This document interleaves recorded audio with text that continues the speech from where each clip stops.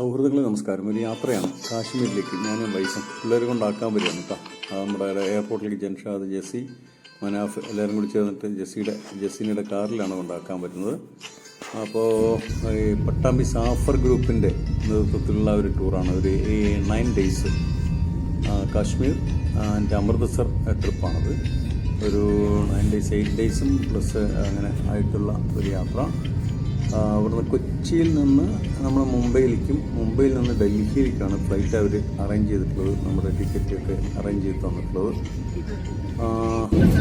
ഈ ആകാശക്കാഴ്ച സൂപ്പറാണ്, ഞാൻ പറയാറ്. കൊച്ചിയിൽ കയറി അവിടെ ഡൽഹിയൊക്കെ ഉണ്ടായിരുന്നു. മുംബൈയിൽ ഇറങ്ങാനുള്ള ഉറപ്പാക്കിയാണ്. മുംബൈയിൽ നിന്ന് അവിടെ ഫ്ലൈറ്റ് കാത്തു വെക്കാനുള്ളതിനും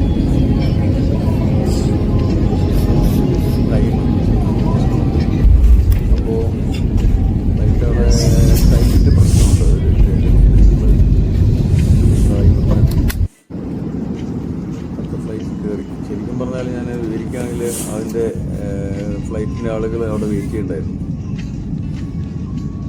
അങ്ങനെ ഓടിപ്പോയി. ഞങ്ങൾ രണ്ടും പിന്നെ ഒരാളും കൂടി ഉണ്ടായിരുന്നു. 3 പേര് കയറിയതും ഫ്ലൈറ്റ് വിട്ടു.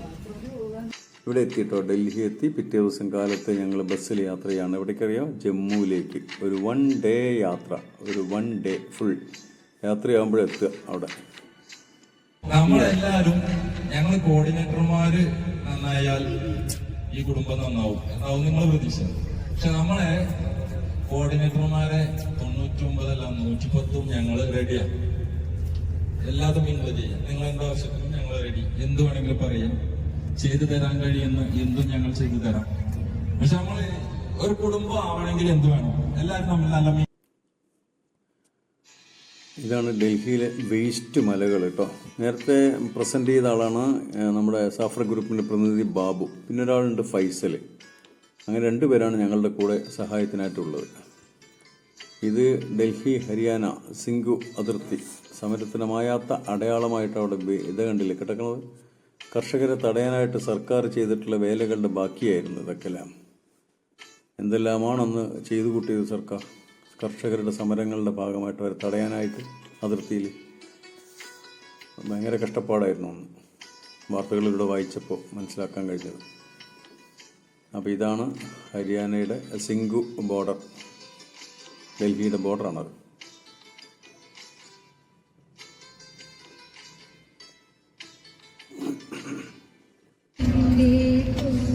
ഞങ്ങൾ പാട്ടുകാരൊക്കെ ഉണ്ട് ബസ്സിൽ.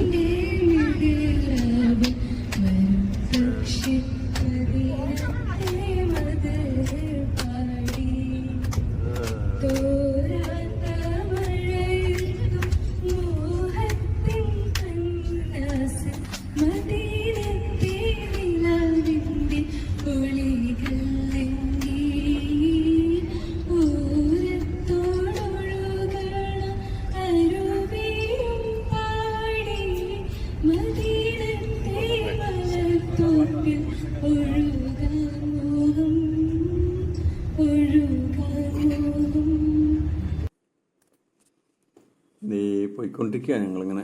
വളരെ വൃത്തിയുള്ള നഗരം. പക്ഷെ അവിടെ ഓട്ടോറിക്ഷയ്ക്ക് ഇതാണ് കേട്ടോ അവസ്ഥ. 5-6 ആൾ കയറാൻ പറ്റും. അടുത്തൊരു ചിങ്കാരി കിന്നാരി. ഇവളാണ് ഞങ്ങളുടെ എല്ലാവരുടെയും കണ്ണിലുണ്ണി. ടൂറിന് മൊത്തം കണ്ണിലുണ്ണിയാണ്. ആലപ്പുഴയിലുള്ള അഫ്സൽ എന്ന് പറഞ്ഞ പോലീസ് ഉദ്യോഗസ്ഥൻ മകളാ.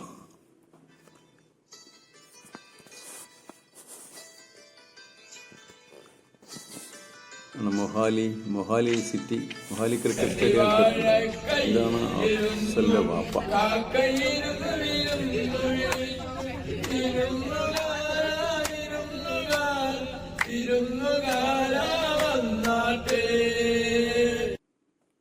ഞങ്ങൾ ഉഷാറാട്ടാ. ഇത് ഉച്ചയ്ക്ക് ഭക്ഷണത്തിന് വേണ്ടി നിർത്തിയിരിക്കുകയാണ് ഇവിടെ. അഫ്സലിൻ്റെയൊക്കെ ഉപ്പ എന്ന് പറഞ്ഞാൽ ഭയങ്കര നല്ല മിടുക്കൻ. ആ ഏജിൻ്റെ ഒരു യാതൊരു വിധത്തിലുള്ള ലാഞ്ചനയും ഇല്ലാതെ നല്ല ജോളിയായിട്ട് ഞങ്ങളെല്ലാവരും കെയർ ചെയ്യുന്ന രീതിയിലായിരുന്നു പുള്ളിക്കാരൻ. ഇവിടെയൊക്കെ വന്നിട്ട് ചോദിക്കും ഭക്ഷണം കിട്ടിയോ എന്നൊക്കെ ചോദിക്കും പുള്ളിക്കാരൻ. ഇതാ ഭക്ഷണത്തിന് വേണ്ടി ഇരിക്കുകയാണ്. ഒലോക്കോട്ടുകാരവർ, ഒലോക്കോട്. ഇത് മലപ്പുറം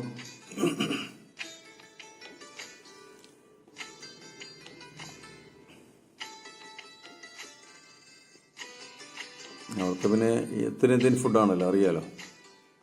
താലി എന്തൊക്കെയോ പറയേണ്ടതില്ല, പക്ഷേ ഒരു പ്രത്യേക ടേസ്റ്റാണ്. നമുക്ക് നന്നായിരുന്നു അന്ന്. ചപ്പാത്തി ഉണ്ടാവും, വെജിറ്റബിൾസ് ഉണ്ടാവും, കുറച്ച് റൈസ് ഉണ്ടാവും, തൈര് ഉണ്ടാവും, അങ്ങനെയൊക്കെയാണ്. അപ്പോൾ അവർക്കൊക്കെ അറിയാം. അപ്പോൾ ഏകദേശം എല്ലാവരും യാത്രക്കാരാണല്ലോ. ഇപ്പോൾ ഇന്ന് പ്രത്യേകം ഇതിനെക്കുറിച്ച് പറഞ്ഞ് പരിചയപ്പെടുത്തി ബോറടിപ്പിക്കണില്ല. വീണ്ടും യാത്ര തുടരുകയാണ്. ജമ്മുവിലേക്കുള്ള യാത്ര എന്ന് പറഞ്ഞാൽ ഒരു ദിവസത്തെ പകൽ മുഴുവൻ രാത്രി 10 മണിയാകുമ്പോൾ 9 മണിയാകുമ്പോഴേക്ക് എത്തുള്ളൂ, തടസ്സമൊന്നും ഇല്ലെങ്കിൽ. യാത്രകൾ ഇങ്ങനെയൊക്കെയാണ് അവിടുത്തെ. നല്ലൊരു സൂര്യോദയം കണ്ടു. രവി നദി ഇതാണ്. ഒരുപാട് നദികളുണ്ട് കേട്ടോ. ഇത് എന്തായാലും ഹിമാലയത്തിൻ്റെയൊക്കെ ഭാഗമായിട്ട് വരുന്ന സംഗതിയാണല്ലോ. നദികൾ പക്ഷെ പലതും വറ്റി വരണ്ട് കിടക്കുകയായിരുന്നു ഞങ്ങൾ പോകുന്ന സമയത്ത്. ഞങ്ങൾ പിന്നെ മഞ്ഞില്ലാത്ത സമയത്താണ് തിരഞ്ഞെടുത്തത് പോകാൻ. ഇതാ മറ്റൊരു നദി, കുറച്ച് മാത്രം വെള്ളം നടുക്ക്, നമ്മുടെ ഭാരതപ്പുഴയുടെ നടുക്ക് വേറൊരു നദിയാണത്. ഇത് പേര് ഞാൻ ഇപ്പോഴാണ് ഇത് വീഡിയോ വോയിസ് ഓഫ് കൊടുക്കുന്നത്. അപ്പോൾ കൃത്യമായിട്ട് ഓർമ്മ ഇല്ലാത്തൊരു പ്രശ്നമുണ്ട്. ഇതിൻ്റെയൊക്കെ നോട്ട് ചെയ്ത് വെച്ചിട്ടില്ല, ഈ നദികളുടെയൊക്കെ പേര്. അതിൻ്റെ ഒരു പോരായ്മയുണ്ട് പേര്. ഇപ്പോൾ ജമ്മു ആൻഡ് കാശ്മീർ എന്നൊക്കെ ആ ഒരു ഇത് വെച്ചിട്ടുള്ള ഭാഗം എത്തിയിരിക്കുകയാണ്. അങ്ങോട്ട് കടക്കുന്ന ഒരു എൻട്രൻസിൽ വളരെ കർശനമായി ചെക്കിങ് ഒക്കെ ഉള്ള സ്ഥലമാണത്. കത്വ എന്ന് പറഞ്ഞ് കേട്ടിട്ടുണ്ടല്ലോ. കത്വയിലെ പെൺകുട്ടിയാണല്ലോ ആസിഫ എന്ന് പറഞ്ഞ പെൺകുട്ടി. അവിടെ ഒരു പ്രതിമയൊക്കെ വെച്ചിട്ടുണ്ട്. അതിൻ്റെ കഥയിലേക്കൊന്നും കിടക്കണില്ല. കത്വ എന്ന് പറഞ്ഞ ഗ്രാമത്തിലേക്കുള്ള ആ സ്റ്റാർട്ടിങ് ആയി. ഇതൊക്കെയാണ് അതിൻ്റെ ലെവലുകൾ. വേറൊരു നദി വറ്റി വരണ്ട കിടക്കണം. ഇഷ്ടംപോലെ നദികളുണ്ട് കേട്ടോ യാത്രക്കിടയ്ക്ക് കേട്ടോ. കത്വ പോലീസ് സ്റ്റേഷനാണത്. ഇത് all India institute of medical science Jammu സ്ഥലത്തെത്തി ഞങ്ങൾ. ഇത് അന്നത്തെ താമസ സ്ഥലം. ഒരു ദിവസത്തെ ജമ്മുവിലെ ഒരു നൈറ്റ് താമസം. വീണ്ടും യാത്ര തുടർന്ന കാലത്ത് കൺസ്ട്രക്ഷൻ വർക്ക് ധാരാളം കാശ്മീരിൻ്റെ റോഡിലേക്ക് പോകുമ്പോൾ ഇതുവരെയൊക്കെ നമ്മൾ കണ്ടത് സാധാരണ പ്രദേശം പോലെയാണ്. ഇതൊക്കെയാണ് ഞങ്ങളുടെ ആളുകൾ. എറണാകുളംകാരുണ്ട്, മഞ്ചേരിക്കാരുണ്ട്, പാലക്കാട്ടുകാരുണ്ട്, അങ്ങനെ കുറേ സ്ഥലങ്ങളിലുണ്ട്.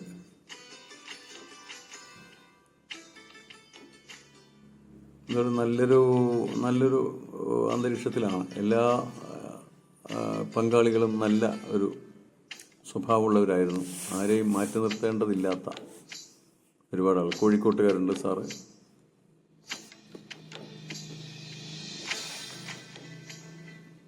അവരൊക്കെ പിന്നീടാണ് 2 ദിവസം കണ്ട് ചേർന്നത്. അതുകൊണ്ടാണ് ആദ്യം പറയായിരുന്നത്. ഈ യാത്രയിൽ അവരില്ല.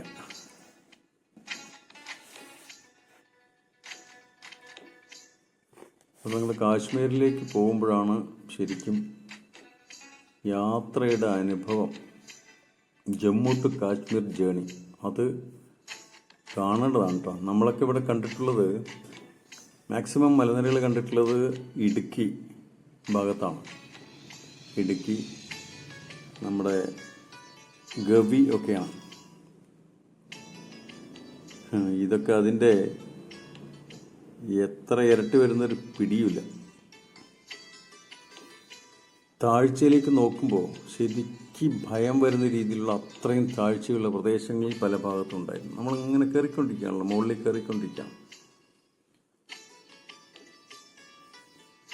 അതിൻ്റെ ഇടയ്ക്ക് കുറേ ടണലുകളുണ്ട്, ചെറുതും വലുതുമായിട്ടുള്ള കുറേ ടണലുകളുണ്ട്.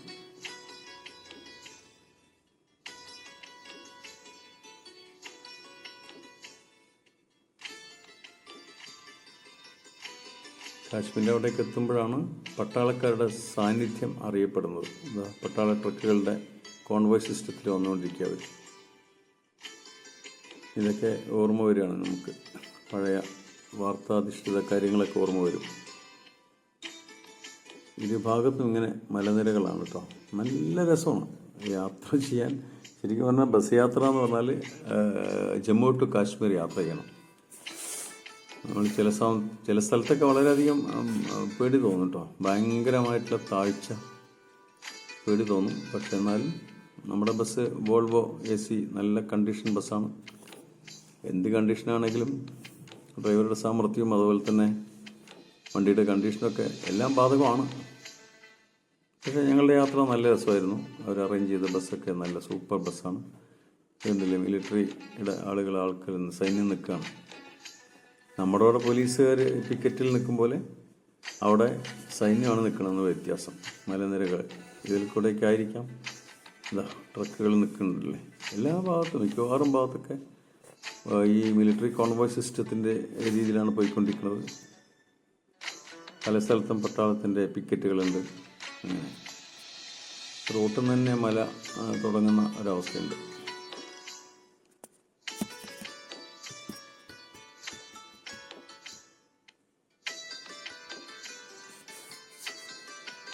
ഇന്നിപ്പോൾ ഞങ്ങൾ കാശ്മീരിലെത്തിക്കഴിഞ്ഞാൽ ഏകദേശം ഒരു 4-4:30 അന്ന് എത്തിയിരുന്നു. ഇത് ഞാൻ പിന്നീട് ചെയ്യുന്ന വീഡിയോ ആയതുകൊണ്ട് ഓൾറെഡി പറയണം. ഇതൊരു നദിയുടെ പേര് ഓർമ്മയില്ല. നല്ല കുത്തൊഴുക്കുള്ള, വലിയ നിറഞ്ഞില്ലെങ്കിലും നല്ല രീതിയിലുള്ള ഒഴുക്കുള്ളൊരു നദി. കുറേ ദൂരം നമ്മളോടൊപ്പം സഞ്ചരിച്ചു നദി, ഒരുപാട് ദൂരം.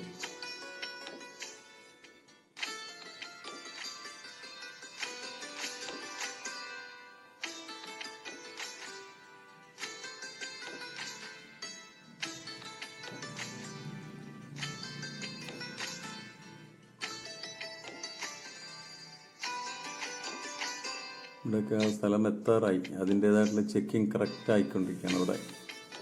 നമ്മുടെ ബസ്സൊന്നും ചെക്ക് ചെയ്തില്ല. ചെറിയ ചെറിയ വണ്ടികളൊക്കെ ചെക്ക് ചെയ്യുന്നുണ്ട്. അപ്പുറത്ത് കണ്ടില്ലേ ആ ഓപ്പൺ ജീപ്പിൽ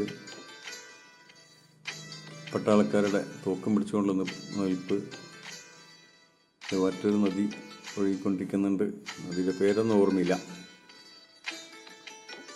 ഇവിടെയൊക്കെയാണ് ഞാൻ താഴ്ച എന്ന് പറഞ്ഞല്ലോ. നമ്മളൊന്ന് നോക്കുമ്പോൾ ശരിക്ക് നമ്മൾ ബസ്സിൻ്റെ കമ്പിയിൽ പിടിച്ചിട്ട് നോക്കാൻ പറ്റുള്ളൂ എന്നുള്ള അത്രയും ഒരു താഴ്ചയുണ്ട്. പേടിയാകുന്ന തരത്തിൽ കണ്ടില്ലേ.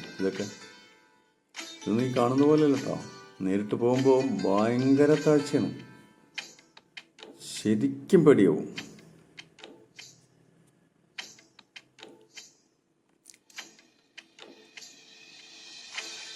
ഇതുപോലൊരു മലനിരകളൊന്നും നമ്മുടെ അവിടെ ഇല്ല. അറിയാലോ, കാശ്മീരിൽ നിന്ന് ഏറ്റവും മേലെയാണല്ലോ. എന്നാലും പ്രത്യേകിച്ച് എടുത്ത് പറയുകയാണെന്ന് മാത്രം. നമ്മുടെ അവിടെ കണ്ടിട്ടുള്ള ഇടുക്കി മലനിരകളും അല്ലെങ്കിൽ നെല്ലിയാമ്പതി മലനിരകളൊക്കെയാണ് ഏറ്റവും വലുത് കണ്ടിട്ടുള്ളത്. ഇതൊക്കെയൊക്കെ ഭയങ്കരമായ കാഴ്ചയായിരുന്നു അതൊക്കെ.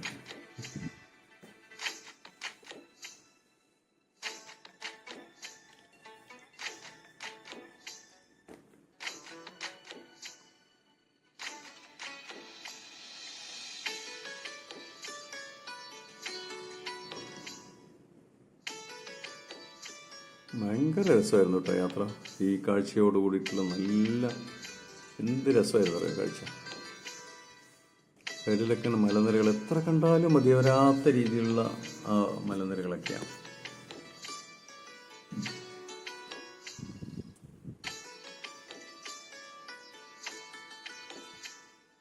അവിടെ കൺസ്ട്രക്ഷൻ വർക്ക് വളരെ തീവ്രതരമായിട്ട് നടന്നുകൊണ്ടിരിക്കുന്നുണ്ട് കേട്ടോ.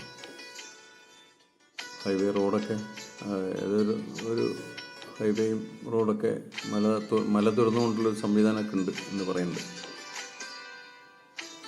വളരെ കിലോമീറ്റർ കുറഞ്ഞ രീതിയിലേക്ക് കാശ്മീർ ടു ജമ്മു ചെയ്തുകൊണ്ടിരിക്കുന്നുണ്ട്.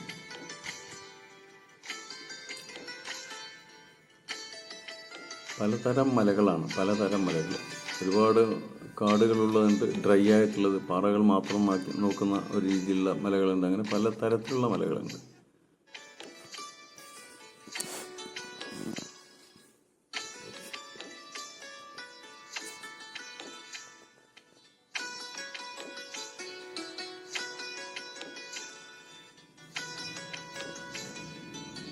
ഇവിടെയൊക്കെ വളരെ കർശനമായ ചെക്കിങ്ങാണ് സൈന്യത്തിൻ്റെ ഭാഗത്തു നിന്ന്. ചെറിയ വണ്ടികളൊക്കെ വളരെ നന്നായി പരിശോധിച്ചിട്ട്, ഈ ലോക്കൽ ടൂറുകാരുടെ വണ്ടിയാണ് ഇതൊക്കെ ചെറിയ വണ്ടികൾ പോകണ കണ്ടില്ലേ. നമ്മുടെ വലിയ ബസ്സൊന്നും പിന്നെ അവർ ഉള്ളിൽ കയറി നോക്കിയില്ല. ടൂറിസത്തിന് പ്രാധാന്യമുള്ളതുകൊണ്ടായിരിക്കാം അവരങ്ങനെ ബുദ്ധിമുട്ടിക്കുന്നില്ല. ബാരിക്കേഡുകളൊക്കെ വെച്ചിട്ട് കൃത്യമായിട്ട് ആ തടസ്സം ചെയ്ത് അവർ നോക്കിയിട്ട് നിരീക്ഷിച്ചുകൊണ്ടേ വിട്ടുകൊണ്ടിരിക്കുന്നു. ഓരോ വണ്ടികളും നോക്കുന്നുണ്ട് അവർ, പക്ഷേ ഉള്ളിലേക്ക് നോക്കുന്നുണ്ട്. അതിൽ സൈന്യത്തിൻ്റെ കാവൽ അവിടെ ഗംഭീരമാണ്.